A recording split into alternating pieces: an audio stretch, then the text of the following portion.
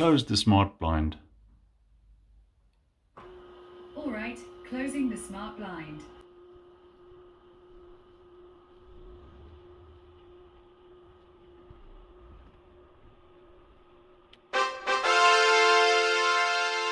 Hi everyone, welcome back to my project box.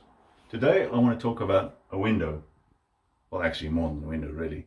I had this window here for literally months that it's begging for a blind, and I've been meaning to put a blind on it, and it's just been left open like this for ages. And it just so happens by pure chance that this company Canisteo approached me and asked me to review one of their smart blinds, which is fantastic really, because I always wanted to try a smart blind. So let's look at their offerings and the one I finally chose, and how easy it is to install and what sort of features it have, and how well it works. So join me and we'll have a go. So the blind came really well packed. What they had was these little foam inserts to stop the blind from moving when it was in transit. And there's another one on this side, which have to be removed first before you install the blind.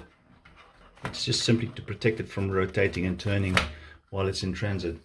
So this is the actual USB port, and this is the little antenna for the RF reception. And it's got a built-in battery that needs to be recharged. It comes fully charged from the factory, but it's a USB-C port that can be recharged with the USB-C cable.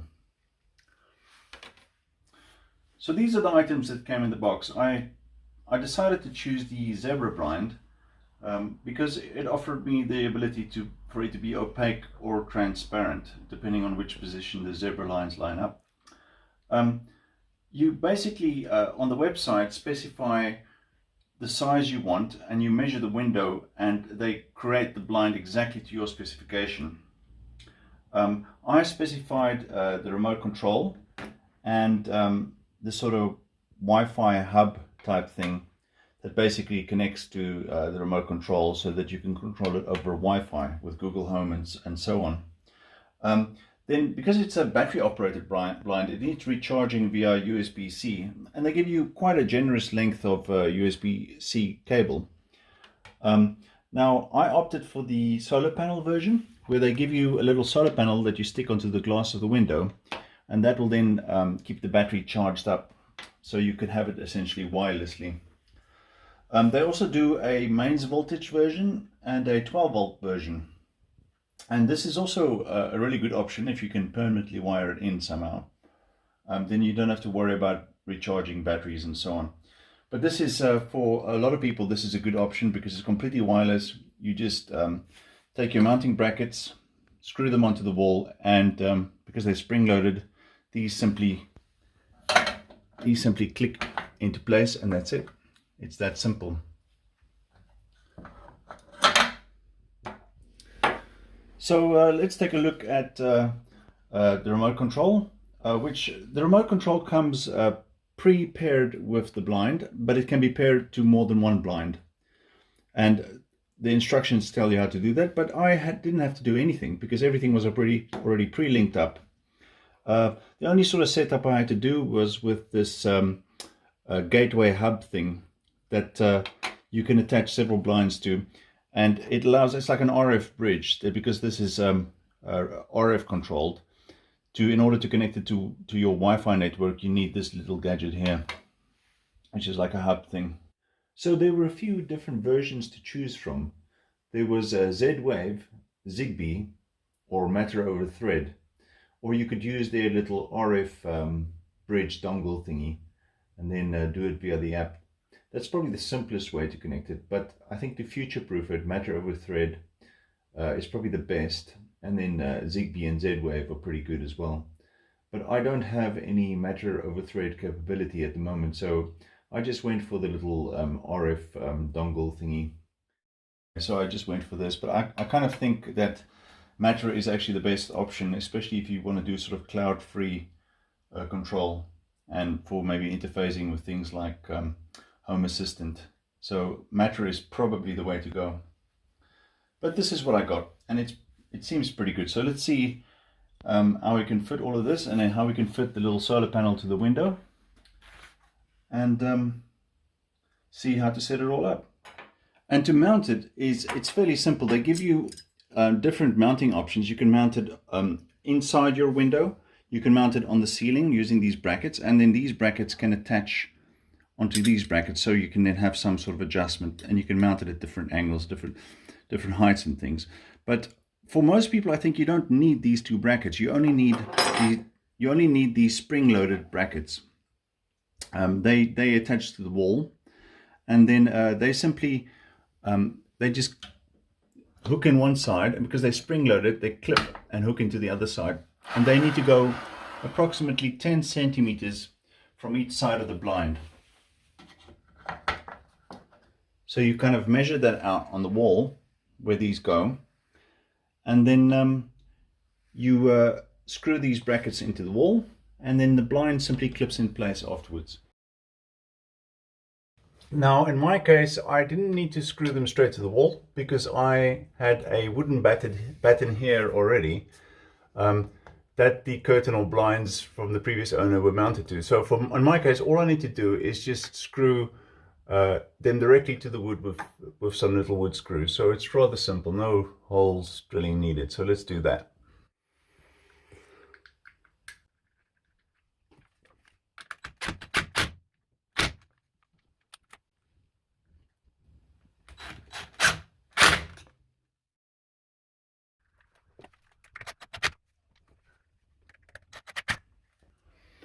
So after you've screwed the brackets on, you want to make sure that it's perfectly level, so that your bubble shows level, because otherwise the blind won't run up and down properly. So basically, you take the blind and you hook it into the top slot, and then you just simply push forward, and then it should hook into place. And that's it. It's that simple. So when you receive the blind, you have to take it out of deep sleep mode, and there's a little button you press there, and that brings it out of sleep mode so the blind can be used with its remote control. Now it comes pre-paired with its remote, which is quite handy, so you don't have to set it up. So after you bring it out of deep sleep by holding the button in, and I think the blind jogs up and down, and then you know that it's ready to be used, and then it works straight off the remote. So that's great, we know it works.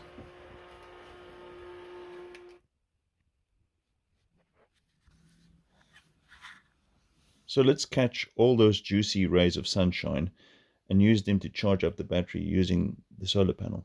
And it's got the little bits of 3M tape, double-sided tape, so we can just peel them back.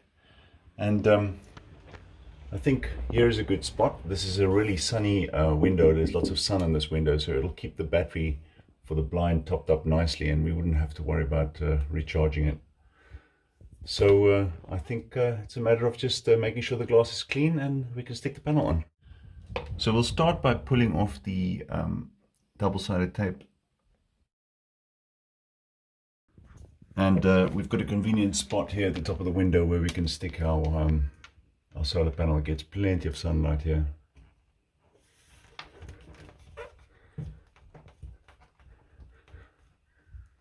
There we go. So then we just plug our USB-C plug into the charging port to keep the battery topped up, and then we can decide to tuck our cable away neatly. So this blind install turned out to be extremely easy and very convenient, but I normally prefer not to use battery operated devices. Even though this is completely wireless and has a solar panel to charge the battery up, I really do prefer devices that connect directly to mains. But in my case, there is actually a convenient source of mains power nearby in the form of this lighting circuit. So I really could have chosen the mains version of this blind and just drilled a hole in the ceiling and taken a cable straight to the lighting circuit here. Because it's just really a junction box. And inside we have a permanent live and a permanent neutral connection that we can connect up to. These live and neutral terminals are absolutely perfect for me to wire a mains voltage blind directly into. Now, I'm obviously very curious to know how easy it would be to change the battery inside the blind in the future. And what type of battery it takes as well, and if it is truly serviceable. So I started opening it up, but I kind of stopped myself before I break something. This truly is one of those situations where if it ain't broke, don't try and fix it. It just never ends well. But in the future, if the battery needs changing, I'll definitely give it a go, and that'll be a future video. It's probably going to be something like an 18650 lithium ion cell. So I guess with a bit of determination, even if it's not designed to be serviceable, we'll definitely stick a new battery in there. So that might be something interesting to look out for in the future. That just about wraps it up for this video. If you like this blind and want to see the rest of Canisteo's range, go to their website by using the link in the description. And don't forget to like and subscribe. Thanks for watching. I'll see you in the next one.